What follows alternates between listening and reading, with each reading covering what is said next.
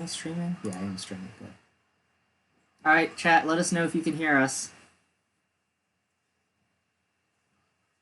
It's still waiting on my other computer, so. Yeah. Yeah. They will let us know. Our community loves us and will say hello. Ooh, mute your laptop, Bex. Cool. Step 1, mute laptop. Usually that's something I need to put myself on Do Not Disturb as well. Hi guys! Hello and welcome. Thank you so much for taking time out of your day to join us. We are here to present the Season 21 Awards for both the DSFL and the NSFL. Had a lot of really cool people we'd like to recognize and celebrate the on-field and off-field successes as a league. I am Bex. I'm the commissioner of the National Simulation Football League. If you don't know me, I don't know how you've gotten to this point, so hello. And I'm joined by a couple of guests here who are going to help me present and talk about these awards, and I will let them introduce themselves. Woo. All right, I guess I'll go first. If you were here on Monday, you know me. I'm Infinite MPG. I make these graphics. I'm also part of head office as well as a Colorado Yeti. So yeah.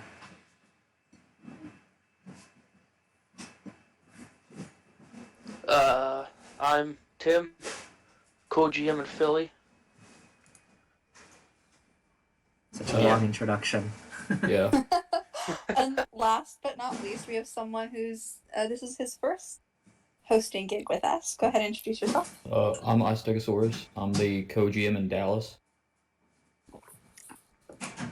Indeed. The second coming of Time Consumer, if I hear the rumors correctly. That's a big title to live to. Oh no, my mouse cursor's showing. Hang on, you guys. There we go. Okay, that should be better. This is a professional stream, Infinite. Come on. I'm disappointed in you. This is a professional stream. That's why I'm sitting here in like a tank top and eating a pizza slice. All right. I'm sitting in my pantry, so I totally relate. Living We're a gonna good go life. ahead. We're gonna go ahead and start off with a huge congratulations for our championship winners. In the DSFL, the Myrtle Beach Buccaneers winning the Ultra Mini, and on the NSFL level, the New Orleans Second Line winning the Ultimus this year. Congratulations to both of those teams and your amazing performance and your final win overall this season. Woohoo! We're going to start with our DSFL awards because DSFL lives matter. And we're going to start off with the most fun of DSFL awards, the Returner of the Year. We have 5. So for all the awards, the awards committee submitted nominations, between 3 and 5 nominations for each award, and those were put on a ballot for GMs and head office to vote on, and that's how this process works. Just some insight. It's a ranked voting system, so you rank first, second, third for each award, and those have points values associated with them. Yes, I got everything on that. I think that's about everything. You may notice that the awards look different this year. Over the past couple of seasons, there's been complaints about the layout of the awards, so I figured we should change things up. That way, all nominees get their little time in the spotlight on the nominees slide. Hopefully, that will clear up a lot of the confusion that has been going on. We aim to make sure that everything's clear, you guys. So, let us know if you have any problems with this. Indeed. Personally, I'm just going to point out that I love that they have the little team logos. Oh, yeah. That makes me very happy. So, for our first award, the DSFL Returner of the Year, our 5 nominees are Flash Panda from Norfolk, Dax Frost from Myrtle Beach, Kichwa Jones from Dallas, Akira Skyline from London, and Baby Yoda from Minnesota. That's a fun sentence. Baby Yoda from Minnesota. Oh, that is a great sentence. Who can tell me about the numbers behind these nominations? So, Flash Panda came in second in yardage, but he had 2 returned for a TD. Kichwa Jones led with 938 yards, 12.8 per return, and 1 touchdown. Dax was 855 for a touchdown, Baby Yoda had 899 for a touchdown, and Skyline had 761. I Very think the good. big Okay. thing here, looking at the So, in your opinion, stats. based on those, who do you think is the favorite here? Non-biased, Flash Panda. Okay. I mean, looking at these stats, if we look at yards per return, I think Skyline runs away with this completely. 20 yards per return. The next highest on this is Panda with 16.6. Yeah, Panda's got 2 touchdowns, but that's like 3.5 yards missing every return. Interesting. Question of value then. Oh yeah, Yeah. and the GMs always value different things every time, so. Let's find out what they valued. And our winner here is Flash Panda. That image is amazing. That's a great It's a photo. panda. Beautiful. Congratulations, Flash Panda. You are Returner of the Year. Ran away with it too. 37 That's, points. yeah, not even close. I mean, My 2 goodness. touchdowns, second highest yards per return, and second highest in yards. Oh yeah. Kind of waits out. Indeed. Very good. That'll bring us now to Punter of the Year, celebrating our punter kicker folks. Our 4 nominees are Sam Sidekick from Norfolk, Cal Solarin from Myrtle Beach, Jacob Small from Tijuana, and Matthew McDermott from Kansas City. Gonna guess on that pronunciation because Dermid? I don't know. yeah, I'm pretty sure Yeah, his okay. render has like a kilt and bagpipes, so. you'll love to see it. You love to see it. So what are our punter numbers here?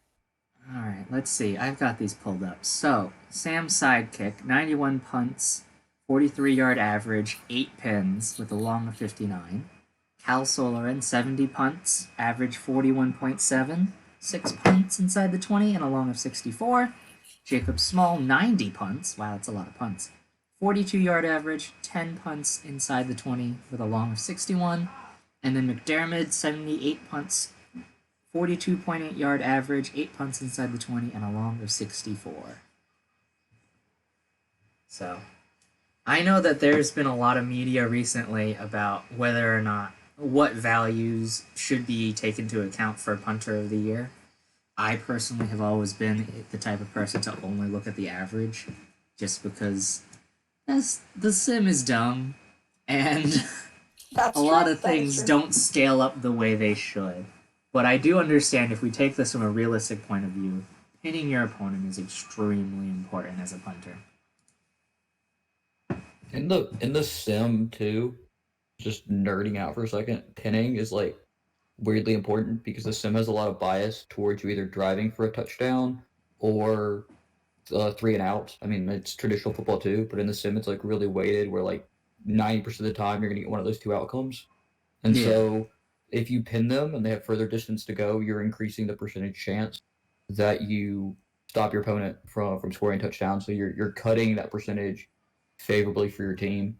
So I mean, at least for this, when we voted, I looked heavily at pinning because it if 90% of the time you're gonna have on average you're gonna have one of those 2 outcomes. The more yardage you're making go, the better. You're gonna get the ball back in a better position. Yeah. I mean, I think this is between sidekick and small. If you're looking at average, sidekick obviously takes it. If you're looking at pins, I think small takes it. Yeah, I agree. I don't think long matters at all necessarily. It's just a fun little fact. Well, let's move on then and see who indeed will be taking this one home. And it is Sam Sidekick of Norfolk, punter of the year. Congratulations. Ooh. This one's a bit closer, but he deserves it. That's a good one. All right, kicker of the year. Alrighty, for kicker of the year, we have 3 nominees. We have Jacob Small from Tijuana, Cal Solarin of Myrtle Beach, and Sam Sidekick of Norfolk. So Solarin went 32 for 33 in extra points, 23 for 29 in field goals. Sam's sidekick went 40 for 40 in extra points, 13 for 17 field goals. And Jacob Small went 33 for 36 on extra points, 17 for 21 on field. Kickers in the DSFL suck. I mean, they're not quite at that point where they're 199 TPE and just going to kill every record. They're at like 50, 60, 100 TPE. All of these guys have missed a lot of kicks. I really don't know who should win this. Going perfect on I extra think points is Sidekick. huge. Yeah, sidekick perfect on extra points. Also, I'm looking at chat and they're saying that Cal has retired, I think? Is he the one who retired? Yes, that's the one that retired. Oh no. Can we bring back the retiree awards? The other good vote for sidekick here is on field goals for 40 to 49 yards. He was 5 for 5. He's the only one who's perfect from that distance. Ooh, wow. Now Solarin was perfect with ones over 50. But considering of the 5 that these guys took over 50 combined, only 2 hit, like, I'm not looking very much there. So being perfect from distance, I mean, that's a big one. The percentages are all really weird here because like Solarian like has the second best extra point average of the highest field goal. Sidekick's got the highest extra point, but lowest field goal. It's just weird. I think the booting them in from 40 plus and being pretty consistent on that's the thing that weighs it out here. There's this weird thing where the sim will make worse kickers kick from 50 plus a lot more than better kickers. I don't know why. It happened to me when I was a rookie back in the day. Let's see who wins. Let's see. And Sam Sidekick taking home both punter and kicker of the year. This one's close though. Look at those 3 vote totals in the bottom left. 30 to 25 to 23. I think there was a lot of discussion here. No, this was a really close award. Indeed. Right. We're moving on now to Defensive Back of the Year. And the nominees are Buck Thornton of Minnesota, Brandon Booker of Myrtle Beach, Chester Sweets of Kansas City, Atlas Quinn of Norfolk, and Zamir Kayla of Portland. The ever outspoken Zamir Kayla. Indeed. So, how did these guys do? Good question. Zamir had 37 tackles with 5 interceptions and 10 pass defenses. Buck Thornton had 64 tackles, 3 forced fumbles, 1 fumble recovery, 6 sacks, 2 INTs, 2 pass defenses, and a touchdown. Atlas Quinn had 58 tackles, forced fumble, 3 picks, 19 pass deflections, and a touchdown. Chester Sweets had 54 tackles, 2 interceptions, 16 pass defenses. And Brandon Booker, 61 tackles, a forced fumble, 2 INTs, and 11 pass defenses. All right. I mean, just looking at these numbers, I would have to go with either Zamir Kayla or Buck Thornton. I mean, Buck Thornton's a safety. He's doing a lot more things. 6 sacks, 3 forced fumbles. That's a lot of work. And he's got 2 interceptions and a touchdown. But Zamir 19 Kayla... pass deflections. 90 pass deflections is crazy. For Quinn. Yeah. The question that like really makes voting on DB of the year difficult is like if you add interceptions and passes defended together, it's like you like stop drives and then like or like stopped the play and then you add those into tackles. It's like times that the play got completed, you had to make a tackle. Like you get really wonky with like Zamir was targeted 52 times, like roughly with like that kind of crappy logic, but Quinn was targeted what is that? 80 times. And like that just feels wonky like in the sim, like what is Zamir just like blanketing the guys better? Should we like prioritize the lower tackle number for a cornerback because like you got targeted less, or should we like prioritize a super high passes defended number because when you got targeted you swatted the ball down better? Yeah, that's one of the weird things. I know Rodicus Scott also got like no stats at all this year from what he's been talking about. And in the NSFL, freaking Mannix player, Johnny Snuggles, is all completely stacked TPE wise. Poor No Snuggles. stats. No stats whatsoever. So, Indeed. but, you But work with what you get. Indeed. But let's see, we're giving it to Buck Thornton. That's a good one. Congratulations, Mr. Thornton. Atlas Quinn, very close there. Yeah, 2-point difference between him and Quinn. So Yeah. very, very close. All right. Alrighty. Next, bringing us to linebacker of the year. We have Benson Bailey Jr. of Dallas, Lawrence Bass of Minnesota, Stanislav. Stan. We have Stan from Dallas. I think that L has like a slash through it, so it's Yeah. supposed to be pronounced differently or something. I could pull up the pronunciation, but that's a waste of our time. And finally, also, we have a nomination for Darragh Deville of London. So, tell me about these linebackers. These tackle numbers, my god. Let's see. Let's go in order. Benson Bailey Jr., 99 tackles, 3 for a loss, 10 sacks, 12 pass deflections into safety. Lawrence Bass, 147 tackles, 6 for a loss, forced fumble, and 6 sacks. Where are we? Stanislaw, 140 tackles, 2 for a loss, forced fumble, 1 sack, 1 interception. McGregor had 161, 2 for a loss, 1 sack, 2 interceptions, and a blocked punt and a touchdown. And Darragh Deville, 147 tackles, of 1 was a loss, 2 forced fumbles, 2 fumble recoveries, 9 sacks, an interception, and 8 passes deflected.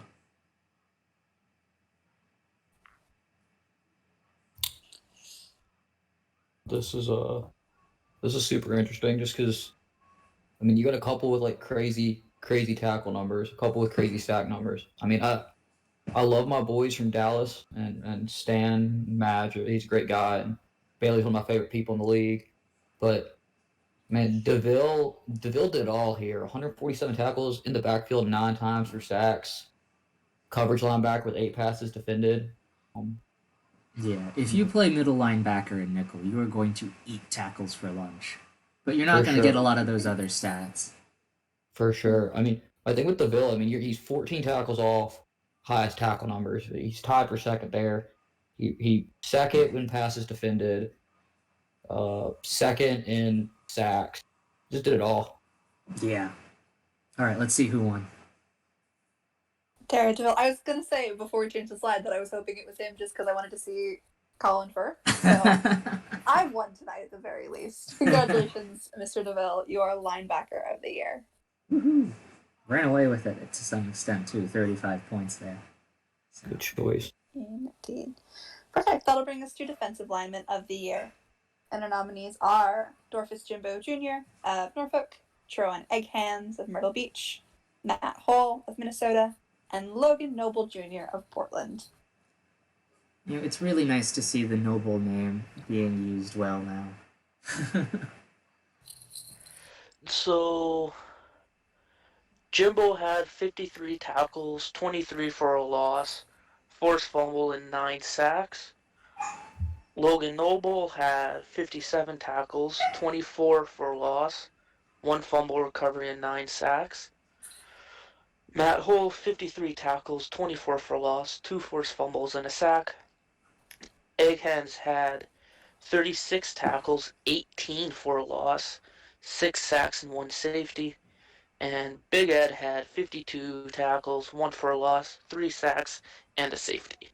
Oh, yeah, so spoiler alert, if you don't get any votes, you don't make it onto these slides, just based on the way that I programmed it. So, Big Ed was nominated, the defensive tackle out of Dallas. Didn't get any votes, so... This is just another one of those awards that's like minutia levels of close. Noble has 4 tackles more and 1 tackle for loss more, and the same amount of sacks as Jimbo Jr.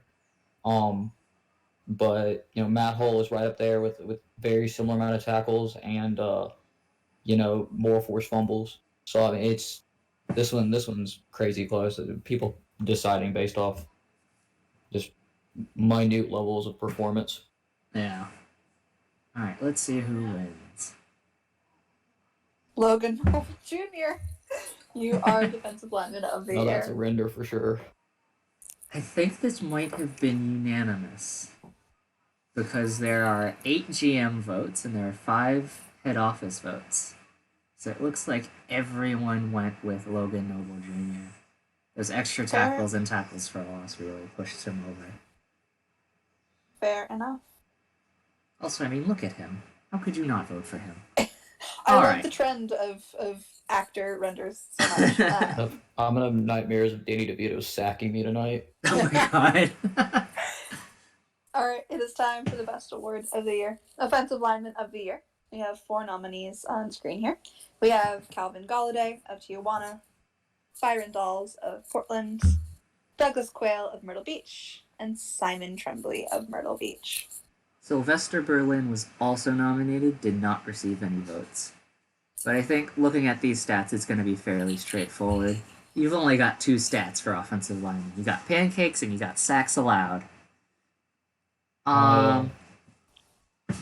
Byron Dolls has 66 pancakes. Douglas Quayle is next with 59. After that, it just keeps going down. I think this is a runaway for Dolls. Yeah, I do too. I think when you're evaluating offensive linemen, like there's a lot of things you can look at. I mean, you can look at team offensive line performance, like team offensive production performance. So like pass yards and like rush yards. When you actually break down how the alignment perform in the sim, I mean, there's really minor impacts. Like we're talking like 2 extra pass yards per game and things like that. And then the other way that like as a voter, like we were weighing it was team performance.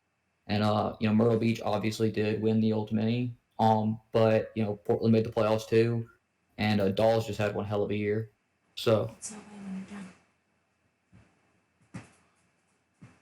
Yeah, I mean, I think I voted for Dolls, so if he wins, I will feel validated in my choice. And I am! Congratulations, Byron Dolls. You are Offensive Lineman of the Year. Woo, somebody break down how long it's going to take Fat Boy to eat 66 pancakes. I expect that media tomorrow. Give me that media now. Honestly, 66 pancakes? I could see people finishing that. 66 pancakes feels like a lot, man. I mean, now that I'm like stacking it in front of me visually, that is a lot. But if you had like a whole day, significant. Like maybe 66 pancakes might weigh more than me. Probably me too. Oh, amazing. Let's move on to our big boys here, the Tight End of the Year award. We have our 4 nominees on screen. We have Heath Evans of Myrtle Beach, Renaud Hoagland of Norfolk, James Lewandowski of Norfolk, and Tree Gelbman of Kansas City. Again, this is another one where the 5th guy didn't get any votes. Vaughn Hayes out of Portland did not receive any votes. All right. Hageland had 50 receptions for 594 yards, 7 touchdowns, and 11 pancakes. Heath Evans had 37 receptions, 491 yards, 2 touchdowns, and 27 pancakes. Lewandowski had 47 receptions, 387 yards, 2 touchdowns, and 21 pancakes. And Tree Gelman had 39 receptions, 388 yards, 0 touchdowns, but 17 pancakes. This is a much more reasonable number of pancakes to eat. I mean, you could go about this 2 ways. Do you care about receptions more, or do you care about blocking more? And in the DSFL, I feel like blocking's a lot more important. Because these offenses, they're running the ball a lot more, right? Yeah, so we're running full force power offenses. I think it's like a really interesting, in a way, like 2-horse race here between Evans and I'm gonna butcher this because of my accent, but Hogland at the top. Because I think the man out of Norfolk, obviously better through the air there, but I mean, very, very close offensive production for Heath Evans. And the 27 pancakes, I mean, you have some correlation there to how your team performs in the sim. And Myrtle Beach led the team of the DSFL this year in rushing yards. And I think was tied or second for the average rushing yards. So, I mean, that man was putting in the work, blocking for those Myrtle Beach running backs. And I think that that's another way you have to look at it when you're voting. I mean, Lewandowski also had a really good year if you think about it. He's close up there with that reception number, 47 receptions. He Not did. so many You gotta yards per catch, but he's also got 21 pancakes there. He did, and you got to wonder. I mean, how that's going to split the votes. You got two new Norfolk guys towards the top of the ballot there, and you really wonder how it would work out if they weren't splitting time too. Just all three are great talents. All right, let's see Absolutely. who won. And it's going to Renaud Haugland, tight end of the year. Congratulations. Woo! All right. Not much to say there. Wide out of the year. Got 5 nominees here. Andy, Eddie Cheetah we've got. Oh, you go. You go. No. If you wanna No, take no, some no, no. airtime, that's okay. The only thing I'm qualified to do here is read names, so that's what I do. We have Eddie Cheetah out of Kansas City, Susan Cash Jr. out of London, Jeffrey Phillips out of Dallas, Raheem Okuzi out of Portland, and Thomas Passman out of Tijuana. Okay, I haven't watched Tiger King, but is Susan Cash Jr. a reference to Tiger King? I don't. I don't think remember so? I don't remember who that woman is that supposedly killed someone. Anyways, not Carol important. Baskins. Ah, Carol Baskin. Okay. I think Anyways, it's a joke because it's so Johnny Cash and Boy Named Sue was the joke that I took from it. I don't know if that's accurate or not, but that was the thing that I connected to it. So no. either way, how did these wide receivers do this year, guys? Okusi had 66 receptions for 894 yards and 6 touchdowns. Passman had 64 receptions, 831 yards, and 3 touchdowns. Jeter had 59 receptions, 769 yards, and 5 touchdowns. Phillips had 37 catches for 424 yards and 6 touchdowns. And Susan Cash had 52 receptions, 652 yards, and 2 touchdowns. I think Okuzi has to run away with this. He's got the edge in all of the stats, all of the touchdowns. The only one 100%. that he doesn't have is the fact that he's not some sort of weird Satan worshiper. What? What? For sure. I wonder. This is one where, and I got no beef with the awards committee, but I'll give a shout out to my boy Jeffrey Phillips from Dallas because he's got some incredible numbers and the only tight end on the list. I'd be really interested to see how it would have worked out with him in the tight end of the year nominations. But yeah, I agree. Akuzi just had a ridiculous year. Oh He was yeah, an that was entire one of Portland those offense. things. Phillips is technically a tight end, but played wide out. I'm correct. So did Harlan. So I don't know, but Akuzi just ridiculous year. That's got to be most of Portland's offense. Indeed, and it is going to Raheem Okuzi. Congratulations, you're wide receiver of the year. Stop. Perfect. And now my personal favorite award every year, just because the DSFL is so run heavy. Seeing the running back of the year is always great fun. Our nominees this year are Tatsu Nakamura out of Portland, Ed Barker out of Tijuana, Dax Frost out of Myrtle Beach, Akira Skyline out of London, and Flash Panda out of Norfolk. All right, talk yards to me, boys. So Skyline had 349 rushes for 1,761 yards Nice. for 10 touchdowns, and also 10 receptions for 79 yards. Mr. Frost had 327 attempts, 1,592 yards, 12 TDs, 5 receptions for 38 yards and a touchdown. Panda had 237 rushes, 1,223 yards, 8 touchdowns, 13 receptions, and 74 yards. Nakamura had 265 rushes, 1,256 yards, 10 touchdowns, 5 receptions, and 23 yards. And Ed Barker, 249 attempts, 1,262 yards, 9 touchdowns, 24 receptions, and 180 yards. I mean, that's a lot of yards for Skyline. It is.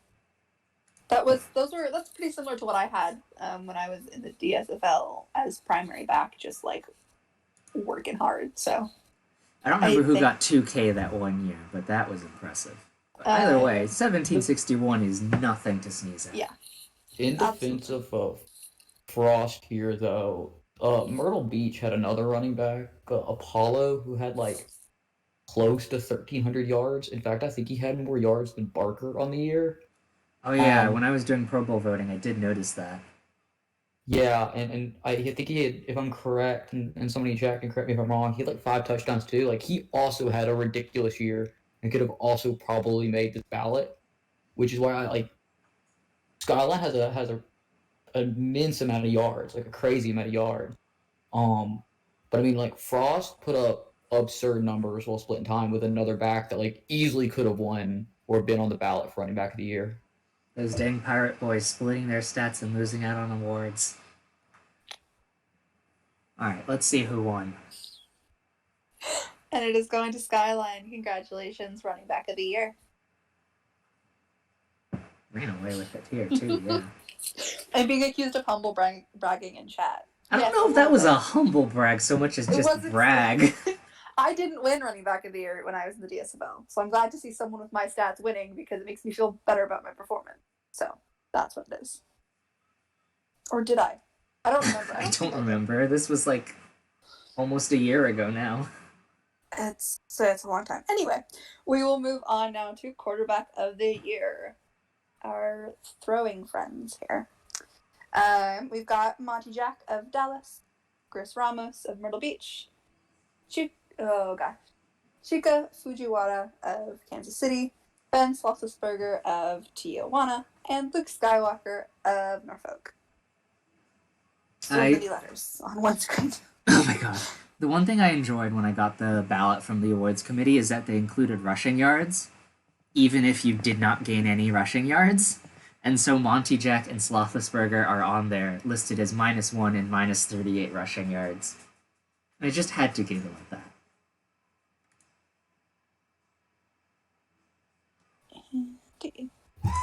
Alright. Oh my gosh, puppy, come on. If we look at the stats here, I see no reason this shouldn't go to Fujiwara. She just totally blew everyone out of the water stat-wise, and especially rating-wise. Only won over 80, only won over 75 QB rating. As well as having the most rushing yards. 137 rush yards too. This is one where we had a lot of interesting quarterbacks in the DSL this year, and I love Monty and his -38 rushing yards. MVP for Dallas right there, but this one was one of the ones on the ballot that was pretty cut and dried for me. I mean, highest completion percentage too, most yards, a really clean touchdown interception ratio, highest QBR, like kind of checked all the boxes. Yeah, I mean, when you're a sundown, you can sort of bully a lot of these new rookie quarterbacks as well. So for sure, like a lot of the problems with like Dallas this year stem from not starting with any sit downs, and so of course Monty had less help and things like that. I can't speak for any of the other guys; I don't know them as well.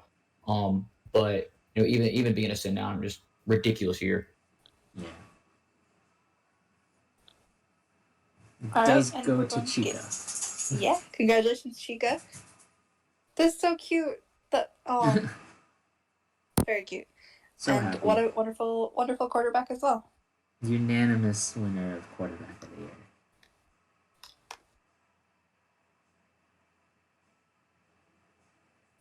Alrighty, and then this is going to bring us to our kind of larger category ones. For offensive rookie of the year, we have Thomas Passman of Tijuana, Ben Roethlisberger of Tijuana, Tatsu Nakamura of Portland, Akira Skyline out of London, and Luke Skywalker of Norfolk. I mean, the whole London offense appeared to run through Skyline. I don't see how Skyline doesn't get this. Yeah, I think I agree. I always love seeing good running backs get awards here. So. Yeah, the other thing with Skyline here is when we've talked about a lot of these people's stats too. But Skyline was another one of the guys that was dealing with a completely rookie quarterback, not a send down with Colby Jack. and so they really did put a lot of the offensive load on his back. And I mean, he obviously performed, just 10 touchdowns. Good through the air too. I think like 8 yards a catch through the air as a running back. One of the highest yards per carry for the league with a running back with like a consistent workload. Just a great year from Skyline. And it is indeed Skyline. Congratulations. Indeed. All right. And on the defensive side, for Defensive Rookie of the Year, we have Buck Thornton from Minnesota, Tron Egghands of Myrtle Beach, good old Stan from Dallas, Zamir out of Portland, and Daredevil out of London.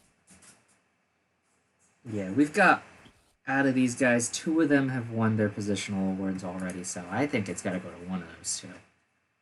Yep. I agree that that's probably the likely path here. Yeah, I do too. My money is on Daredevil, personally. Linebackers, they eat stats for lunch, and,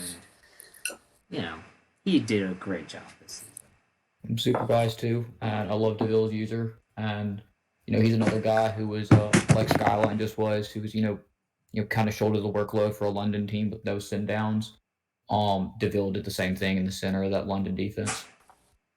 I think Buck Thornton might have this. You think so? He had a good year, that's for sure. For a safety and middle linebacker like DeVille, that's kind of what you're expecting, right? They're going to eat up those tackles. Thornton had 3 less sacks than DeVille.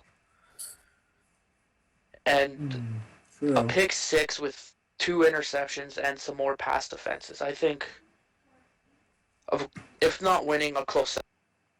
Yeah, I agree with that. And it is Daredevil, our Defensive Rookie of the Year. And by close, I mean 10 points. 10 points, close enough. Yeah. Indeed. This will now bring us to Performance of the Year, where we look at a single week's performance. We have Quinn Hughes' performance in Week 1, Gregor McGregor in Week 7, Magnus Valdra? Those are 2. I think that might be a typo.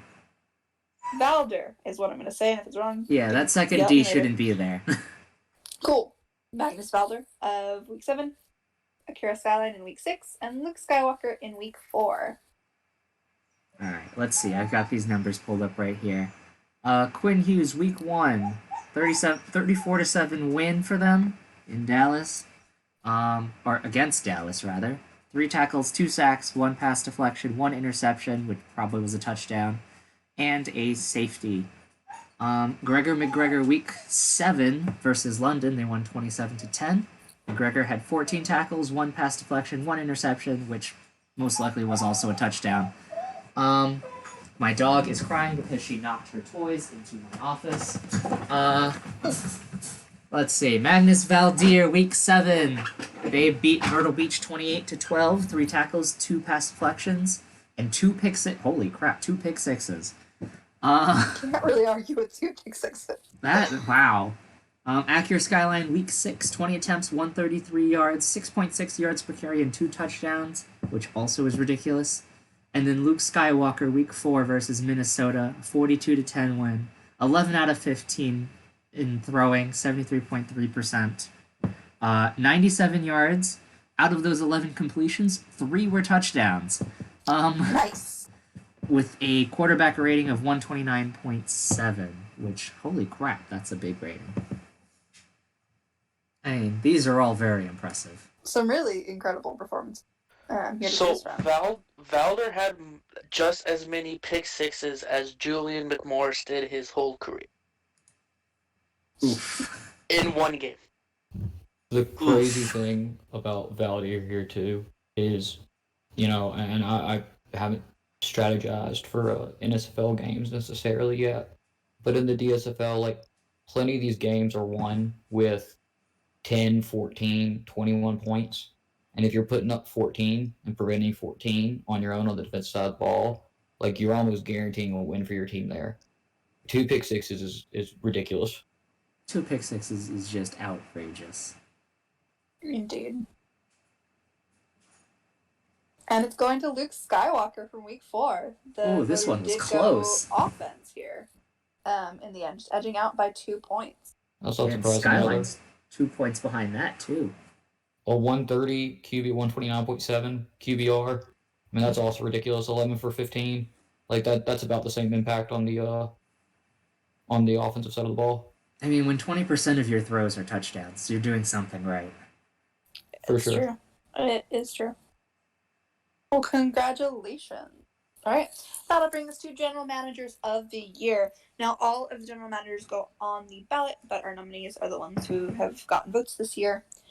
We have Jackets 28, and Butterscotch 101, Scorp Cracker and Juniped, Frostbite and Scory Cory, Conco the Squirrel and Aircrew, and Gucci and Kyle. Seems like that last award is extremely unpopular with the audience. I will. Yeah, I think there's a lot of reasons to go either way. So it's all good, guys. It's all good. Yeah. So for the GMs of the gentlemen- year, just to sort of preempt you real quick, each person, you can vote for any GMs you want, and whoever you pick gets 1 point. And that's just how it is. There's no ranked choice system, no nothing. This is just who's the best, Straight. that's where your point goes. Correct. Yeah, that's how it is with this award and for the other GM award and like most dedicated member is just straight votes. I think all of these GMs have reasons to have votes here. They have all worked tremendously hard this season with the monster class that came through. I know that, the boys in Myrtle Beach really cultivating that locker room. You have Scorpion Junie, who led the single greatest Norfolk team in franchise history. With this season, you have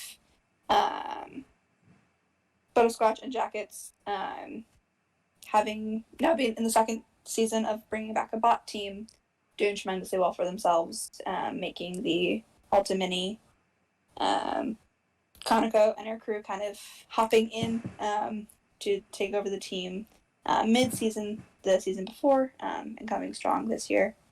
Kuchi and Kyle, literally brand new franchise, and bringing them quite far this season as well. So definitely all excellent choices. But let's see where the voters went. They have decided to give this award to Jackets and Butterscotch, our Kansas City GMs. Congratulations, guys. Woo! Alrighty. Finally, we have our Offensive Player of the Year. We have Dax Frost of Myrtle Beach, Chika Fujiwara of Kansas City, Raheem Okizi of Portland, and Akira Skyline of London. I think I do want to point this out real quick, and you'll see this again in the NSFL. You cannot vote the same person for Player of the Year and MVP, I believe. So the idea behind that is to make sure that Player of the Year and MVP are not the same person. Now that we're doing a ranked choice system, maybe we might switch that up. I might propose that. But this is a bit of a relic from older times, so don't expect the same person to win this and MVP. Indeed.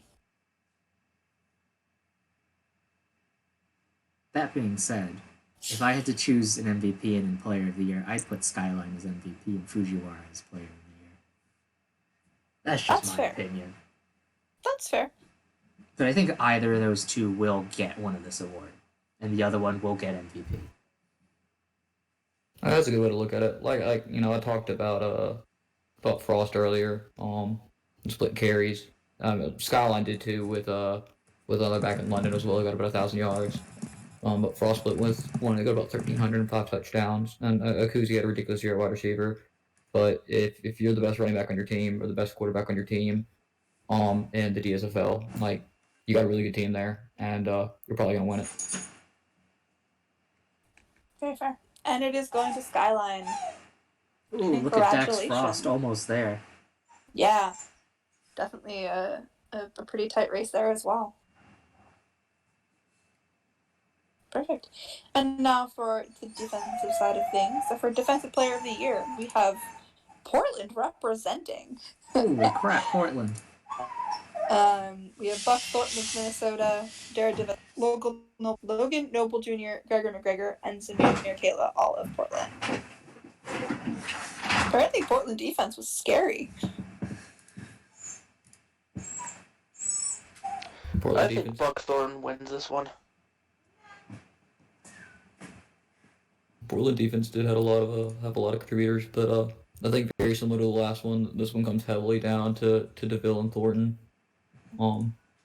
It just really depends on what you prefer your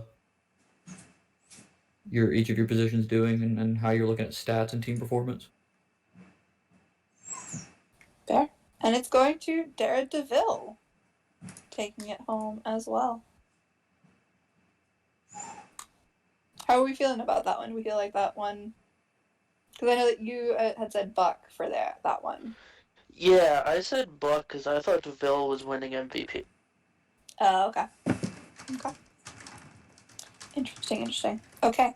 For Most Valuable Player, our nominees are Logan Noble Jr., whose name I cannot say anymore, apparently, from Portland, Dax Frost from Myrtle Beach, Akira Skyline from London, Chika Fujiwara from Kansas City, and Daredevil from London. Well, two of these guys aren't winning it. Indeed. And I think based on how many votes Dax Frost got for Offensive Player of the Year as well, I don't think he's getting it. So.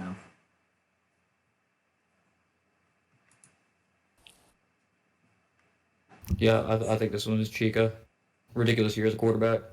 The entire offense. Second year is not a bot team. And it is. Congratulations, Chica. MVP. Super close there.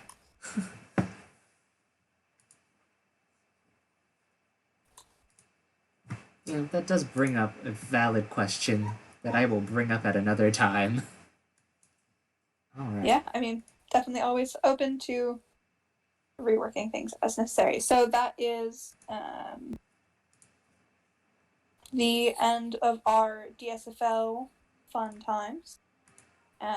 We'll go ahead and get set up now for the NSFL side of things. As Infinite gets that set up. If you want to leave in the comments, which was the most surprising award for y'all so far? Yeah, you know what? That was surprising. Myrtle Beach got 0 awards. Ultimus Champions, no awards. They were all so good, but they were all sharing time, I think. I think so. And I think that might be the key to being better at the DSFL. For sure. Alright. Can you guys see everything? I think everything is set up. I can indeed. Yes. Nick Alright. cracked the code of how to win an Ultimus.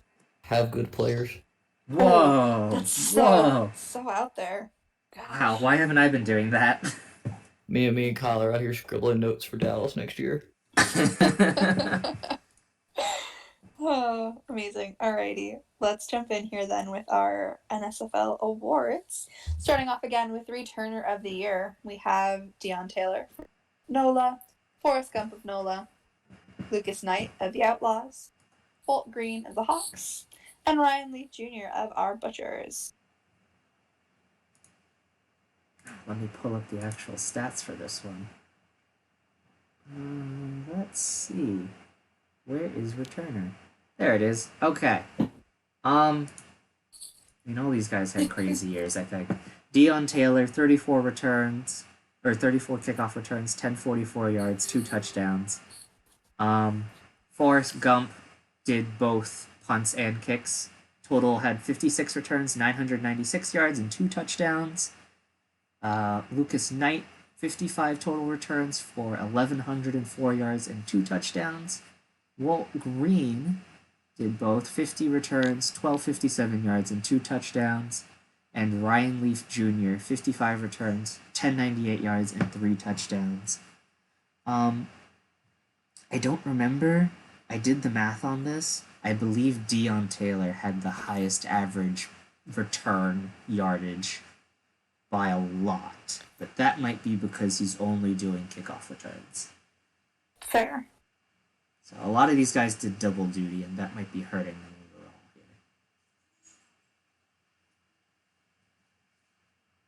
overall here. I could run the math if you really want, but No. We don't do math here. Math is for losers. It's only what I do for my day job. Let's see. Walt Green is your winner. Go on to Walt Green. Starting off strong here for Baltimore, taking home the first award in their NSFL series.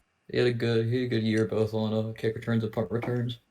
Yeah. I think he was Ran highest away on with it. punt return yards and something like second highest on kick return yards. Just overall good year.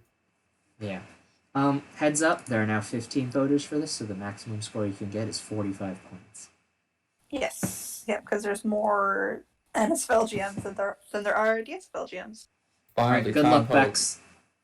Finally, time to learn how to say Orange County's kicker's name. No. Where's Sweetwater? Our nominees for Punter of the Year, we have J.J. Jameson of the Outlaws, Alex D. of Orange County, Alfredo Crisco of Austin, and Venus Powers of the Liberty.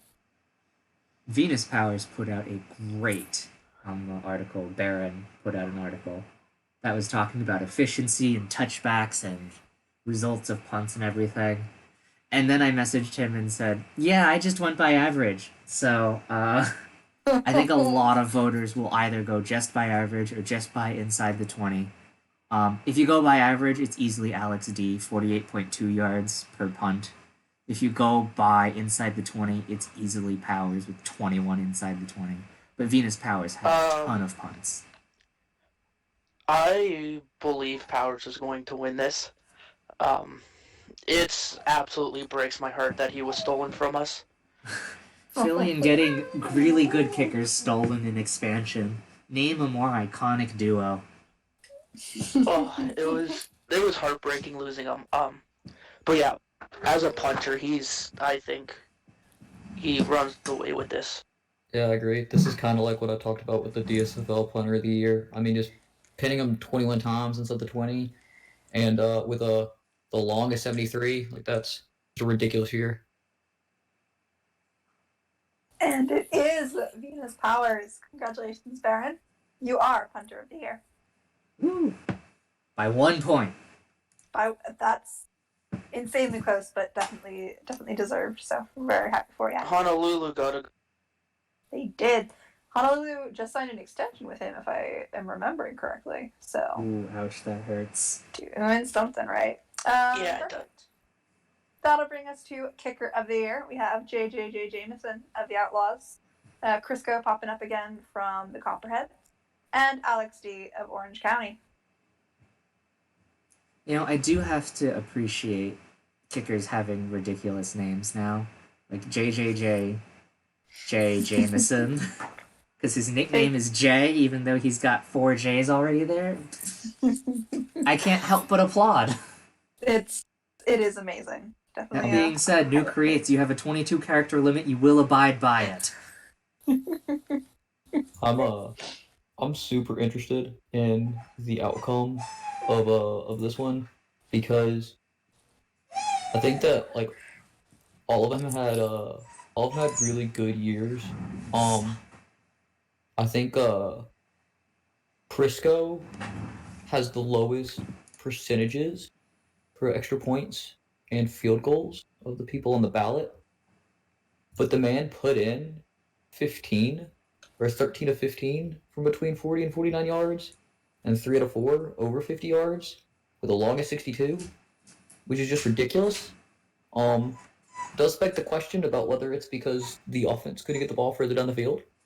But like the fact of the matter is that when you're there, if your kicker's converting like that, like it's still just absurd. Dude's got a freaking rocket for a leg, Crisco. Yeah, that's just like the only other person that got anywhere close to taking 15 from that distance was the kicker for New Orleans, but Crisco, yeah. But Crisco still had like 3 times, two and a half times the amount of makes anybody else did over 50 yards. Like just Yeah. automatic from over 40, basically. Yeah, Did I think Crisco break or tie the record? I think that he was tied his last own year. record. Last year he hit 65.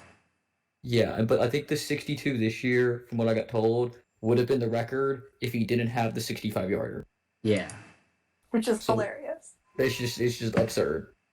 Yeah, kickers have a weird meta in this game where like if you're accurate, you will basically hit almost all of your kicks if you are at the right earning rate. For But sure. if you're power, you will occasionally kick it from 50 plus yards. Or if you just have 199 TP, you will kick from just about anywhere. So I'm not All right. salty, you are. Let's see. And it's going to Alex D here. That's a close vote right there, though. But Yeah. yeah. Well, Love the Crisco render. deserves it.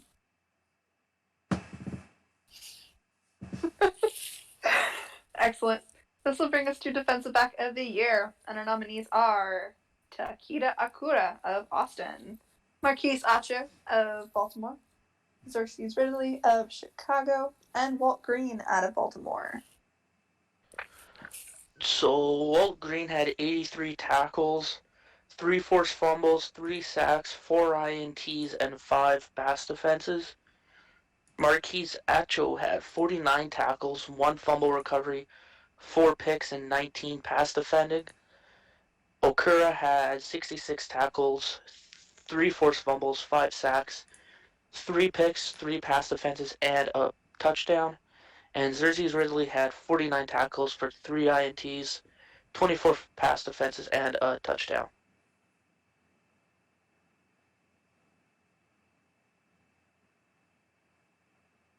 I mean, That's I know it. the joke is that the awards committee loves their touchdowns, but This is another one of those ones that's absurd. 24 passes defended, 19 passes defended.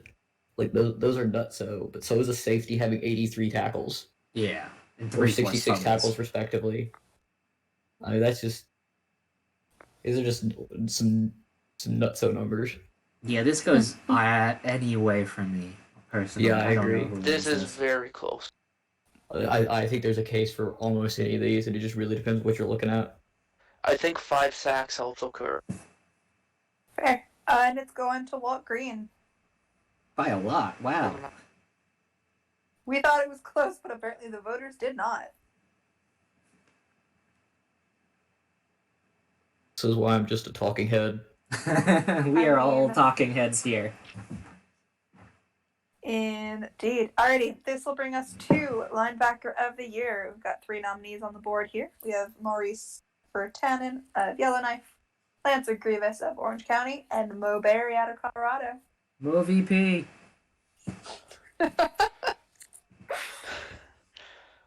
Mo had 95 tackles, 2 tackles for loss, 3 forced fumbles, 2 fumble recoveries, 16 sacks, an interception, and 12 pass defenses.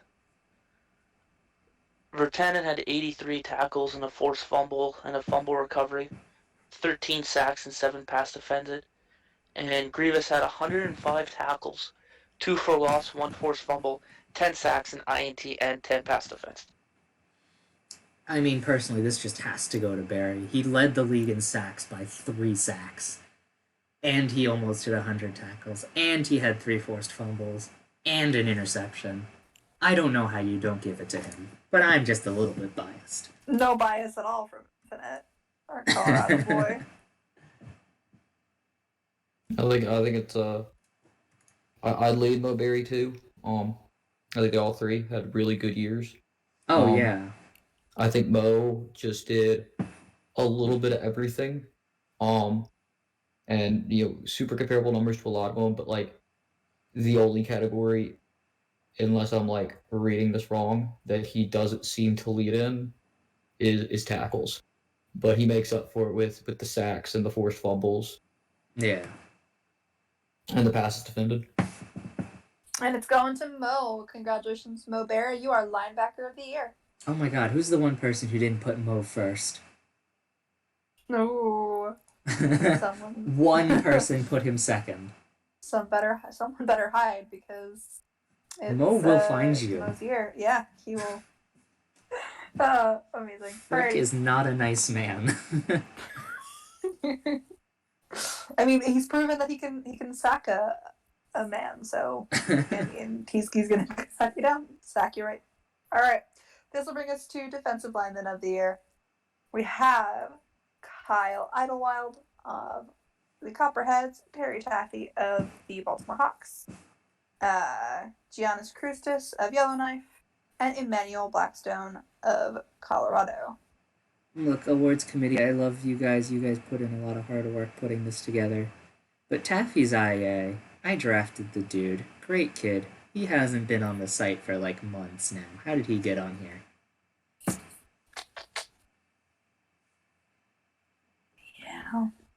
Yeah. But of our actives on the board, who put up good numbers? So Idlewild had 47 tackles, 15 for a loss, 8 sacks. Blackstone had 28 tackles, 12 for a loss, 7 sacks, and a safety. And Krustis had 52 tackles, 3 for a loss, and 10 sacks. With absolutely no bias, I gotta prefer my man Kyle here. No slight to either of the other two. I mean, 10 sacks from a defensive tackle up the middle. It's ridiculous. And, Blackstone did a little bit of it all and has a nice safety in there. But 47 tackles from a DN, 15 tackles for loss, and 8 sacks. Kyle, ridiculous year. Obviously, no bias at all. I gotta say, I'm a little disappointed to not see my man Bubba Thumper on here. The dude blocked a punt. That should nominate him just for that alone.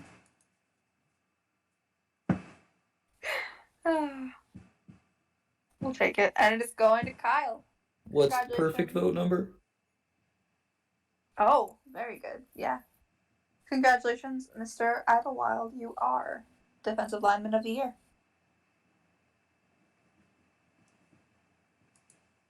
This will bring us to Offensive Lineman of the Year. We have 3 nominees for this award. We have Edmund Beavers Dantes out of Austin, Brave Ulysses out of New Orleans, and Give Us Fairweb out of New Orleans. Honestly, I don't think this is a close race. Can we just call this the Caltroit Award? Yeah. Rub didn't allow a sack and it's 73 pancakes. It's a lot of pancakes. It's a ton of pancakes. 66 is achievable, 73 is just outright, okay? Can we all agree on that? Those 7 extra pancakes. If you look to, so New Orleans has both of these active O-linemen, and like the run game is so good. If you look at efficiency for the running backs, that's helped out by them. Like they do good work. So very happy to see my boys. 200-yard running backs in Ultimate's game. Human offensive linemen have an impact. Listen up, GMs. That it's been 6 days of my life simming those games. Oh my god, Forrest Gump had a game in the Ultimates. My god. Dude had like 250 total yards between running and receiving. That was just ridiculous. But yeah. This is easily Rub's award. It is indeed, and you see it here. Going to congratulations, Give Us Fairweb. You are Offensive Lineman of the Year. Congratulations to all the nominees, though. Offensive lineman, underheralded position. Underheralded. Linemen are people. Fair enough. Dermot. Dermot, you couldn't get them all. Beaver is still there. Alrighty, this will bring us to tight end of the year. We have 4 nominees up on the board here. We have Peter Larson of the Copperheads, Jamerson Irving of the Outlaws, Austin McCormick of NOLA, and Johnny Blaze of Orange County. Peter Larson's the only true tight end on here. The other 3 are all flexed out. So I know that played an impact for some voters. Fair. I mean, are Blaze and Irving both inactive? I believe Irving is completely gone. Blaze, I think, comes back every now and then. Okay. Do we have numbers for these guys? How'd they do? Yes. Irving, 83 receptions, 1281 yards, 3 touchdowns. I think he led the league in some. No, that might have been last year when he led the league in receptions. Uh, Johnny Blaze, 82 receptions, 1128 yards, 3 touchdowns. Austin McCormick, 63 receptions for 679 and 6 touchdowns. And Peter Larson, 62 receptions, 618 yards, and 2 touchdowns. So, awards committee, awards voters love their touchdowns. But, That they I do. mean, Irving and Blaze have double the amount of yards that McCormick does. Does that translate? I don't know. Yeah, there are a lot of moving parts to this, whether you're active, inactive, the touchdown and yard numbers, and then being flexed out at different positions, impacting your production in the offense. This could go any of the 4 directions. Indeed, let's see. And it's going to Jamerson Irving, tight end of the year. Yeah, the top 3 really close there, and then the only one who played true tight end at the bottom. Oof. Indeed. Alrighty, we'll turn our focus to our other receivers here. The wide receiver of the year. We have Action Jackson of San Jose, Sean O'Leary of Chicago, Nacho Varga of Philadelphia, Errol Maddox of Baltimore, and Nate Swift of Yellowknife. So Jackson had 68 catches for 1,137 yards and 3 touchdowns. Nate Swift had 65 receptions for 1,116 yards and 8 touchdowns. Maddox had 55 receptions for 1,113 yards and 14 touchdowns. Whoa, 14. Sean O'Leary had 64 receptions, 733 yards, and 14 touchdowns as well. Whoa. And Mr. Nacho had 50 receptions, 995 yards, and 7 touchdowns. Personally, I have to go Maddox here. If only he has the least number of receptions. Well, Varga has less, but Maddox on only 55 receptions, over 1,100 yards and 14 touchdowns. O'Leary, sure, he has 14 touchdowns as well, but he also had like 9 more receptions and a lot less yardage. So I think this is Maddox. Yeah, I agree. I think this is Maddox's to lose. And he'll take it. Congratulations, Earl Maddox. You are wide receiver of the year. unanimous. Look at that smile. He's so happy. And we are happy for him. All right, this will bring us now to running back of the year. We have Quindarius Ty Rucker of San Jose, Apollo Reed of Baltimore, Matthias Hanyati of Yellowknife, Sam Torrenson of Philly, and Ryan Leaf Jr. of Chicago. Hanyati had 241 rushes, 1,045 yards, 7 touchdowns, and 62 receptions and 550 yards and 1 touchdown. Ryan Leaf had 209 rushes, 928 yards, 4 touchdowns, 59 receptions, 756 yards, and 3 touchdowns. Apollo Reed had 210 carries, 1,007 yards, 4 touchdowns, 57 receiving yards, 635 yards, and 5 receiving touchdowns. Sam Torrenson had 314 yards, 314 attempts, 1,305 yards, 9 rushing touchdowns, and then 37 receptions for 195 yards. And Ty Rucker had 252 attempts, 1,126 yards, 8 touchdowns, 19 receptions, and 172 yards.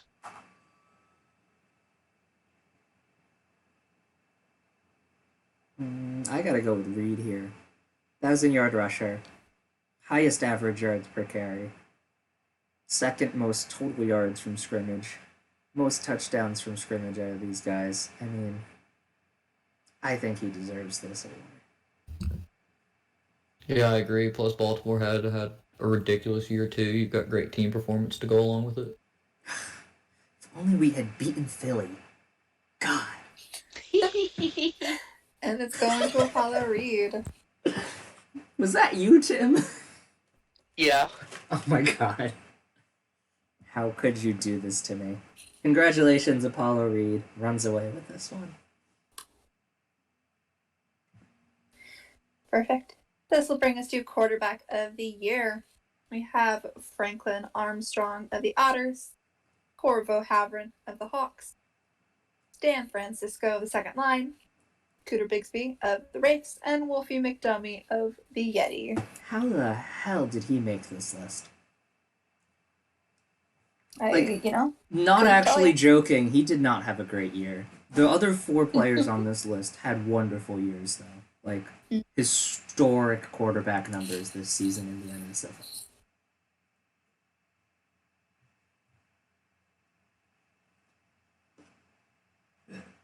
Yeah, I think you got a couple of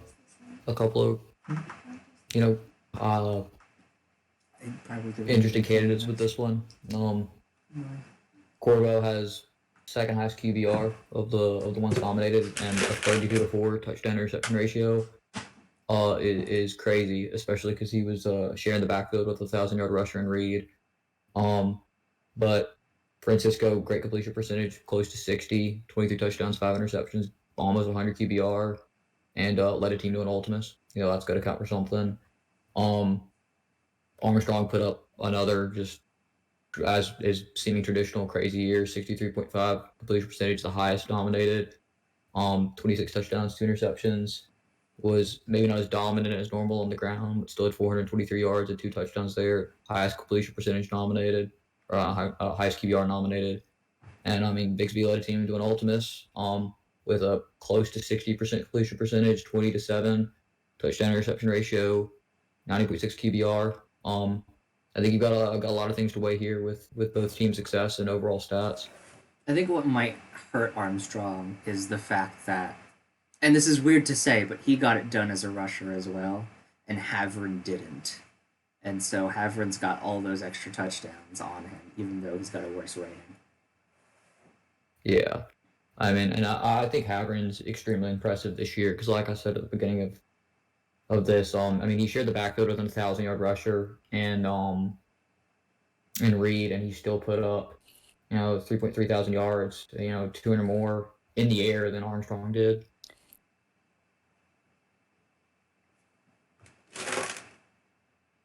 And it's going to the Otter yet again. Congratulations, Franklin Armstrong. You are quarterback of the year. It's really top-heavy voting right there.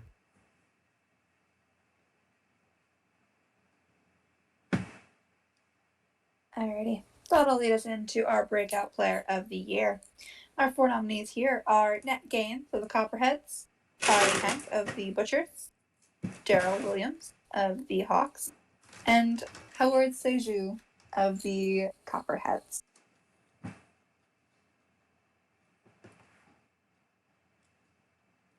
Thoughts, feelings? So Williams had 204 attempts for 88 yards, 5 touchdowns, 47 receptions, 420 yards, 3 touchdowns from 142. Holy crap.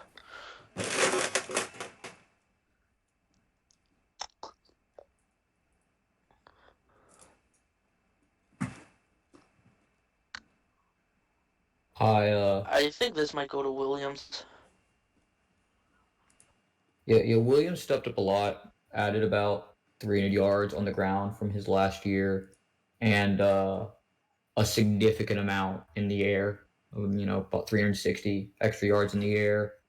Hank had a good year, especially after the trade to Chicago. Big focal point of the offense there. About 400 more yards on the ground than last year, and 325 more yards in the air.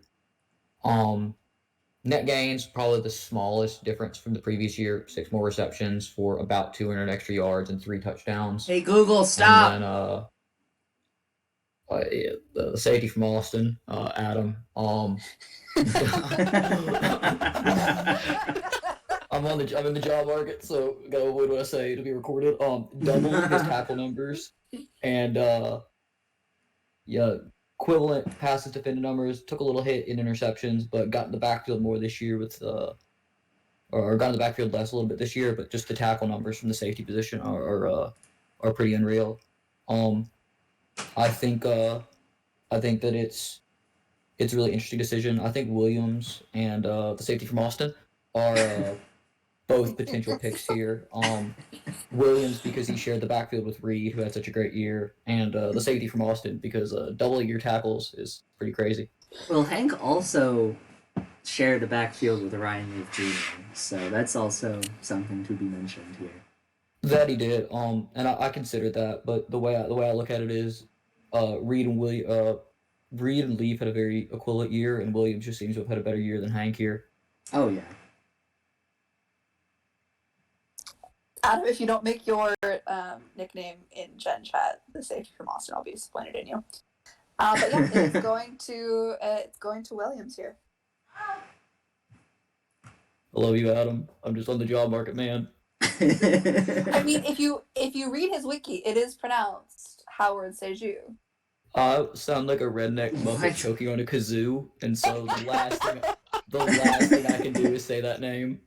I mean, that's fair enough. Amazing. And also, Nylar, you're wrong. Gump Tariki best duo. Fight me. Oof. He said that Reed and Williams are best duo. No. Please, Owens and Which Vincent, duo best got duo. Nonsense this year? All right, this will bring us to our offensive rookie of the year. We have Leon McDavids of the Sabercats, Rando Cardrisian of the Sabercats, and Chris Croft of the Hawks. 2/3 chance of it being a Saber Kitty.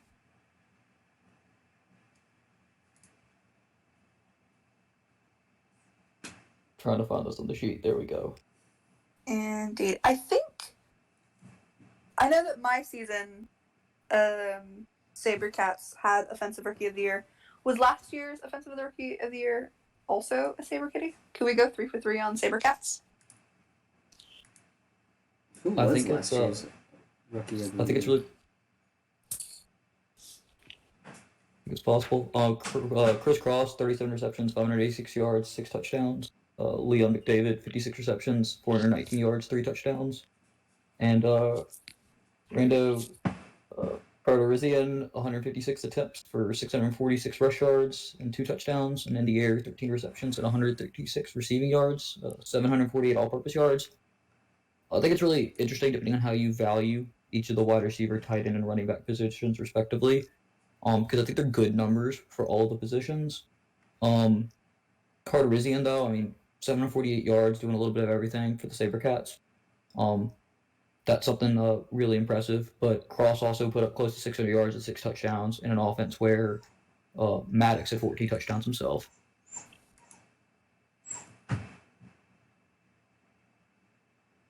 Fair enough.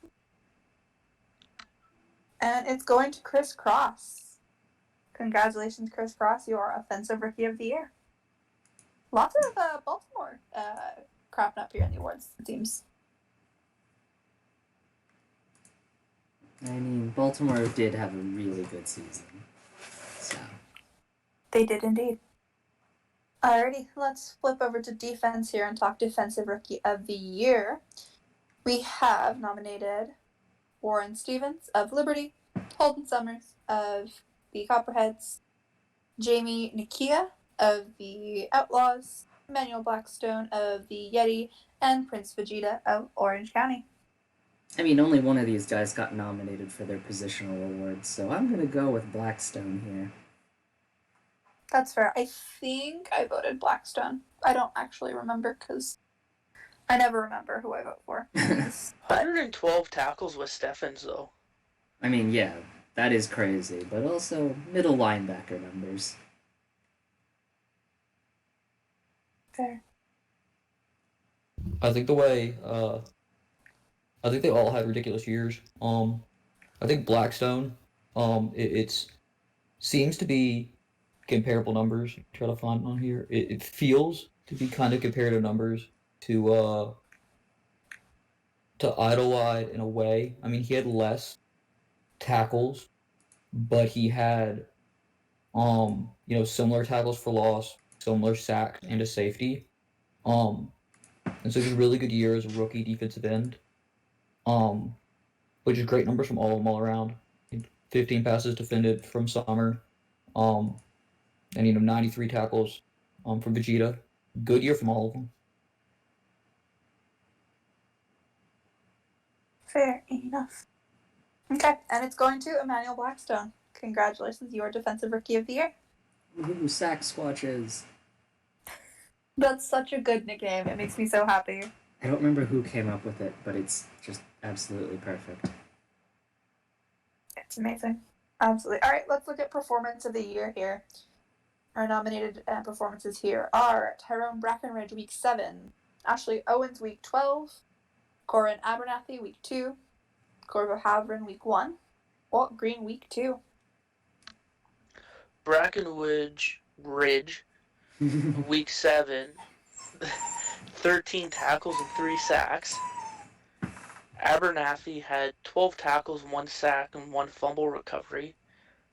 Havren went 22 for 30, 286 yards, and 5 touchdowns with no interceptions.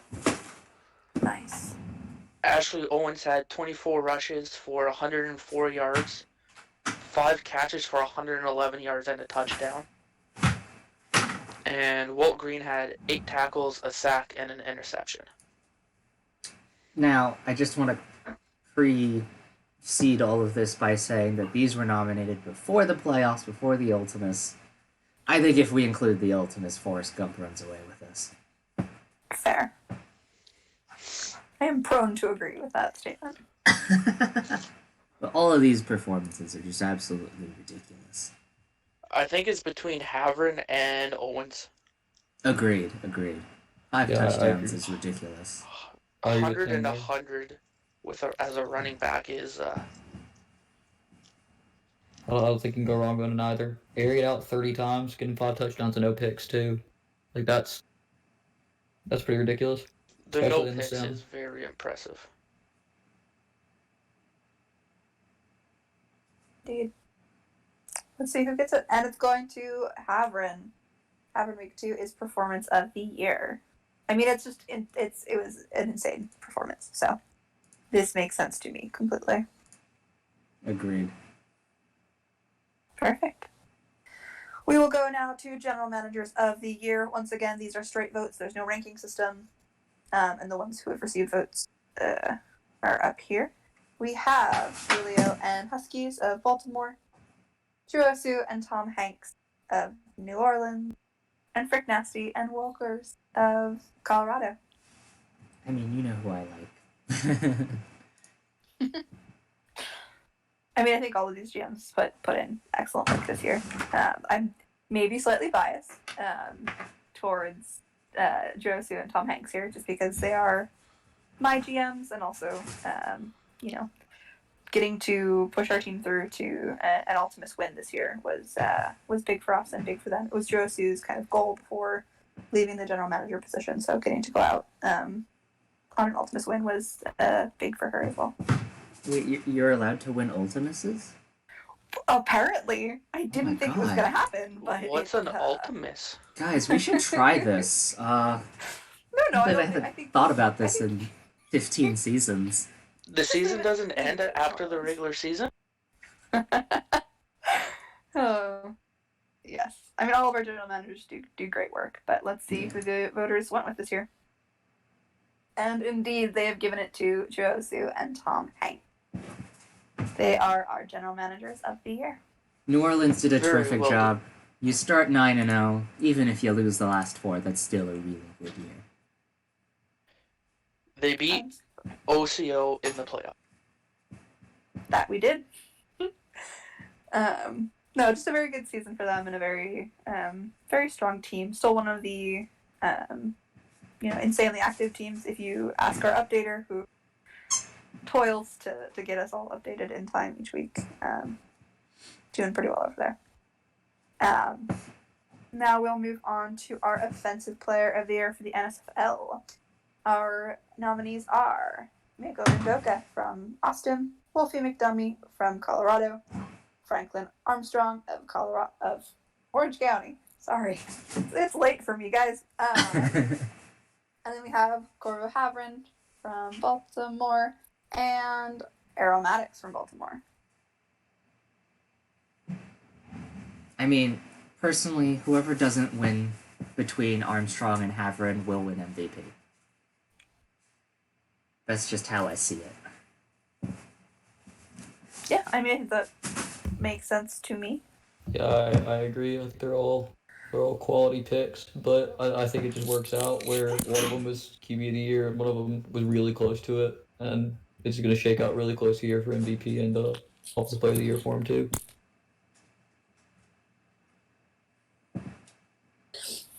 And it's going to Corvo Havren, Offensive Player of the Year. 5 votes right there. That's real close. All right, who voted for Wolfie? You're gonna have to revoke your voting status. Wait, is that how I get? If I vote for you each year, do I not have to vote anymore? Because I'll take it. Yes. All right. We'll move now to Defensive Player of the Year. We have Mo Berry of the Yeti, Kyle Idlewild of the Copperheads, Walt Green of the Hawks, Maurice Vertanen of the Wraiths, and Takeda Okura of the Copperheads. This is most I to think lose. Mo Berry runs away. The defensive player in me really doesn't want Mo Berry to win this, so we can win MVP. But I think it's probably Mo Berry. Yeah, I think Mo here makes sense to me. I think Moby is an admirable concept, but I don't know that this is the year for it. I'd like to see him win here so he got something at least. Yeah, voters don't like putting defenders as MVP. I don't know why. Yes. Okay. And it is indeed Mo Berry. The slide freaked out on me for a second, and I was like, Corvo. No, yeah, my squirrel wheel went crazy. My dog's being very naughty. But yeah, Mo Berry, 43 points. That's a lot of points. Almost unanimous for Defensive Player of the Year. Indeed. Indeed. Congratulations, Mo. All right, Tim, you have to read this slide and do all of the analysis. Oh boy. All right. Most dedicated member. The league dev team. Yes. Matic. Infinite. Boo. Bex. Terrible choice. And I, Stegosaurus. All these people do more than me. I'm just a button pressing monkey. What do you guys think is going to happen? I want to say that regardless of what, I don't think they win, but I do think shouting at our dev team is such a big thing because they're working so hard to do all of the stuff that we enjoy. People who work on the TPE tracker, people who are working on some very cool behind the scenes projects that I don't think we've talked about publicly yet, but just constantly working to make sure that the league is innovating and updating and having tools that help us do what we do. And I love them. Yeah, I will shamelessly admit that once I saw someone vote for the dev team, I was like, wait a second, how can a whole group of people win most dedicated member?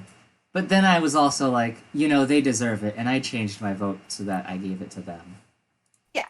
I mean, The dev team's awesome. But as the non-HO person who has a portion of the race here, I guess all three of the HO people should be on up there too. We've had a really tumultuous season, and I think they've all handled it really well. Oh shit! My dog got in the bathroom. I think we all have a tendency to kind of want to usurp authority, but I think HO does a great job of keeping us in check and making good decisions for the league. So all three of those choices are great too. Let me just take notes for any future applications for league jobs you have. I also want to say to anybody who has a league job deserves a huge shout out. Whether it's just an update or anything like that, putting that kind of time into this is really helps keep things moving. Absolutely. Honestly, I think I love this league so much, and I think the biggest thing that sets us apart is like that spirit of dedication and collaboration that comes through on all levels.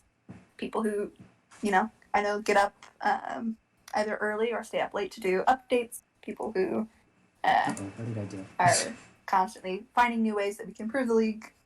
Bankers who are sorting through the 8 bajillion tabs on our banking sheet to make sure everything is in the right place.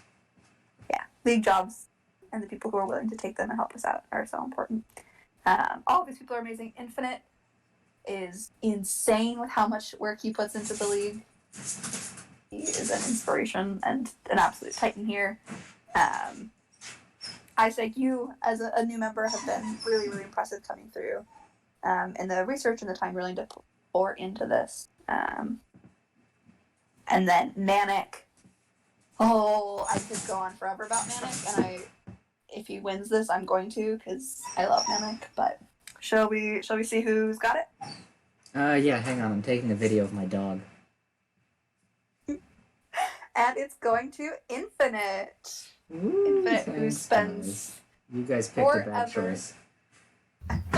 It's a great choice. This poor man and all of these PowerPoints for the last 2 weeks.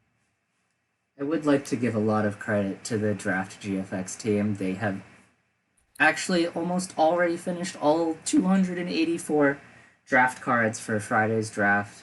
I haven't had to do any of them, and I would just like to thank those guys so much for doing all that work, which frees me up to do a whole bunch of other crap that I don't need to do. So. No pressure. There's like another 80 coming in a week. Yes. Yeah, no, Infinite, we appreciate you and we love you so much. So, congratulations. All right, I need to kick my dog out of the bathroom. You guys go. That's fair enough. We have come now to the big one here for the NSFL as we talk through who deserves most valuable player. We have Wolfie McDummy of Colorado, San Francisco of New Orleans, Mo Berry of Colorado, Franklin Armstrong of Orange County, and Corvo Havrin of Baltimore. I mean, I don't know, my opinion here is definitely Corvo. I would like for him to have this. Where are y'all at with Didn't it? Corvo win Offensive Player of the Year? Oh, Yes. Did he? I wasn't paying attention. I think he did. And then Mo Berry won Defensive Player of the Year, which means it's Wolfie, San Francisco, or Franklin Armstrong. And Armstrong won QB of the Year. So I find it really hard to believe either the other two won MVP over him. Yeah. I will say that the Sim, when creating its awards at the end of the year, makes me a little bit sad that he runs away with it every year. the Sim at the end of the season will create awards, and Wolfie was the Sim's vote. So. Nope, that was it. Well, we can't find out until it gets back, so we really just have to fill time. Oh, hello, it's Franklin Armstrong. Hi, sorry, was on mute. It's all good. He is our most valuable player. Congratulations, Mr. Armstrong. Rick Mo VP. Yeah, I think this is his third straight. Something like that. I mean, he's figured out something right here. I don't know what juice they've got going in Orange County, but it is ridiculous. Yeah.